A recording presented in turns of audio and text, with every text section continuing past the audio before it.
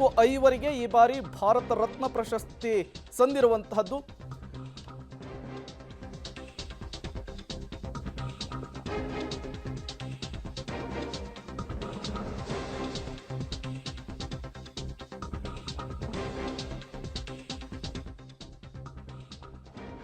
ಈ ವರ್ಷ 5 ಭಾರತ ರತ್ನ ಪೈಕಿ 4 ಮರಣೋತ್ತರ. ಚರಣ್ ಸಿಂಗ್, ಪಿ.ವಿ. ನರಸಿಂಹರಾವ್, ಕರ್ಪೂರಿ ಠಾಕೂರ್. ಅದರ ಜೊತೆಗೆ MS ಸ್ವಾಮಿನಾಥನ್ಗೆ ಮರಣೋತ್ತರವಾಗಿ ಭಾರತ ರತ್ನ ಪ್ರಶಸ್ತಿಯನ್ನು ಕೊಡಲಾಗಿದೆ. 5 ಪೈಕಿ 2 ನಾಯಕರು ಬಿಜೆಪಿಯೇತರ ರಾಜಕಾರಣಿಗಳು ಅನ್ನೋದನ್ನು ಇಲ್ಲಿ ಗಮನಿಸಬೇಕಾಗುತ್ತೆ. LK ಅಡ್ವಾಣಿ ಅವರಿಗೆ ಭಾರತ ರತ್ನ ಪ್ರಶಸ್ತಿ ಘೋಷಣೆ ಮಾಡಿದಂತಹ ಸಂದರ್ಭದಲ್ಲಿ ಕೆಲವು ಕಾಂಗ್ರೆಸ್ಸಿಗರು ಇದನ್ನು ಟೀಕಿಸುವಂತಹ ಕೆಲಸವನ್ನು ಮಾಡಿದರು.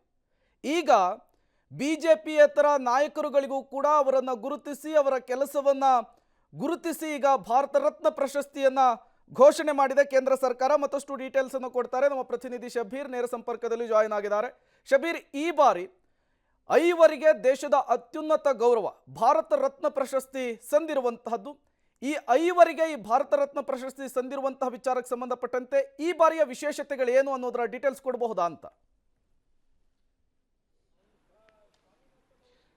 ಪ್ರೇಮ್, 5 ಜನ ಮಹನೀಯರಿಗೆ ಈ ಬಾರಿ ಭಾರತ ರತ್ನ ಕೊಟ್ಟಿರುವಂತದ್ದು. ಇದರಲ್ಲಿ 2 ನಾನ್ ಪೊಲಿಟಿಕಲ್ ವ್ಯಕ್ತಿಗಳಾಗಿರುವಂತದ್ದು, 3 ಜನ ಪೊಲಿಟಿಕಲ್ ವ್ಯಕ್ತಿಗಳು. ಅದು LK ಅಡ್ವಾಣಿ ಆಗಿರ್ಬೋದು, PV ನರಸಿಂಹರಾವ್ ಆಗಿರ್ಬೋದು, ಮತ್ತೆ ಚೌಧರಿ ಚರಣ್ ಸಿಂಗ್ ಆಗಿರ್ಬೋದು. 3 ಕೂಡ ಏನು ರಾಜಕಾರಣಿಗಳು ಅಥವಾ ಬೇರೆ ಬೇರೆ ಪಕ್ಷಗಳ ಮತ್ತೆ ಸಿದ್ಧಾಂತಗಳನ್ನು ಹೊಂದಿರುವಂತವರು.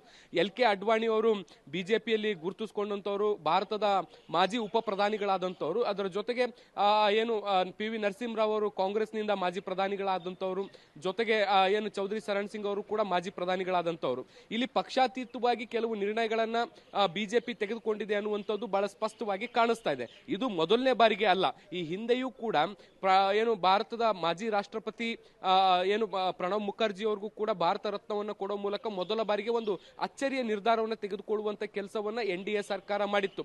ಕಳೆದ ಬಾರಿ ಭಾರತ ರತ್ನ ಪ್ರಶಸ್ತಿಯನ್ನ ಪ್ರಣವ್ ಮುಖರ್ಜಿ ಅವರಿಗೆ ಘೋಷಣೆ ಮಾಡಿದಂತ ಸಂದರ್ಭದಲ್ಲಿ ಸಾಕಷ್ಟು ದೊಡ್ಡ ಪ್ರಮಾಣದಲ್ಲಿ ಚರ್ಚೆಯಾಗಿತ್ತು. ಒಂದು NDA ಸರ್ಕಾರ UPA ನಾಯಕ ಅಥವಾ ಕಾಂಗ್ರೆಸ್ ನಾಯಕರಿಗೆ ಈ ರೀತಿಯಾದಂತಹ ಭಾರತದ ಅತ್ಯುನ್ನತ ಪ್ರಶಸ್ತಿ ಕೊಡುವಂತದ್ದು ಹೇಗೆ ಅನ್ನುವಂಥದ್ರ ಬಗ್ಗೆ ಸಾಕಷ್ಟು ಪರ ವಿರೋಧಗಳ ಬಗ್ಗೆ ಕೂಡ ಚರ್ಚೆಗಳಾಗಿತ್ತು. ಯಾಕೆ ಬಿಜೆಪಿಯ ಈ ರೀತಿಯಾದಂತಹ ನಿಲುವುಗಳು ಇರಬಹುದು ಅನ್ನುವಂಥದ್ರ ಬಗ್ಗೆ ಕೂಡ ಸಾಕಷ್ಟು ಚರ್ಚೆಗಳಾಗಿತ್ತು. ಆದ್ರೆ ಅವರು ಭಾರತದ ಮಾಜಿ ರಾಷ್ಟ್ರಪತಿಗಳು ಅನ್ನುವಂತಹ ಲೆಕ್ಕಾಚಾರದ ಮೇಲೆ ಅಥವಾ ಆ ಒಂದು ಗೌರವದ ಮೇಲೆ ಅವರಿಗೆ ಭಾರತ ರತ್ನವನ್ನು ಕೊಡಲಾಗಿದೆ ಅನ್ನುವಂತಹ ಸಮರ್ಥನೆಗಳನ್ನು ಕೂಡ ನಾವು ಆಮೇಲೆ ಕೇಳಿದ್ವಿ.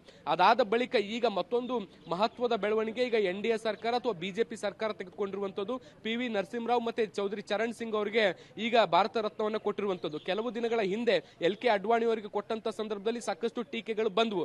ಅವರು ಬಿಜೆಪಿ ನಾಯಕರಾಗಿದ್ರು, ರಾಮ ಮಂದಿರ ವಿಚಾರದಲ್ಲಿ ಹೋರಾಟವನ್ನ ಮಾಡಿದ್ರು, ಒಂದ್ ರೀತಿ ಕೋಮು ಗಲಭೆಯ ಸಂಘರ್ಷದ ಭಾಗವೂ ಕೂಡ ಆಗಿದ್ರು. ಅವರಿಗೆ ಭಾರತ ರತ್ನವನ್ನು ಕೊಡುವಂತದ್ದು ಎಷ್ಟು ಸರಿ ಅನ್ನುವಂತ ರೀತಿಯಾದಂತಹ ಟೀಕೆ ಟಿಪ್ಪಣಿಗಳು ಕೂಡ ಬಂದಿದ್ದು. ಆದಾಗ್ಯೂ ಕೂಡ ಈಗ 2 ಪಕ್ಷಾತೀತನ ಅಂದ್ರೆ NDA ಅಥವಾ ಬಿಜೆಪಿ ಹೊರತಾದ ಪಕ್ಷಗಳ ನಾಯಕರನ್ನು ಕೂಡ ಗುರುತಿಸಿರುವಂತದ್ದು ಇಲ್ಲಿ ಮಹತ್ವದ ಬೆಳವಣಿಗೆ ಆಗಿರುವಂತದ್ದು. Prem, okay, thank you Shabeer ತಮ್ಮೆಲ್ಲ ಮಾಹಿತಿಗಾಗಿ. ದೇಶದ ಅತ್ಯುನ್ನತ ಗೌರವ ಭಾರತ ರತ್ನ ಪ್ರಶಸ್ತಿ 5 ಜನರಿಗೆ ಈ ಬಾರಿ ಸಂದಿರುವಂತಹದ್ದು. 5 ಜನ ಮಹನೀಯರಿಗೆ ಭಾರತ ರತ್ನ ಪ್ರಶಸ್ತಿಯನ್ನು ಘೋಷಣೆ ಮಾಡಿದೆ ಕೇಂದ್ರ ಸರ್ಕಾರ.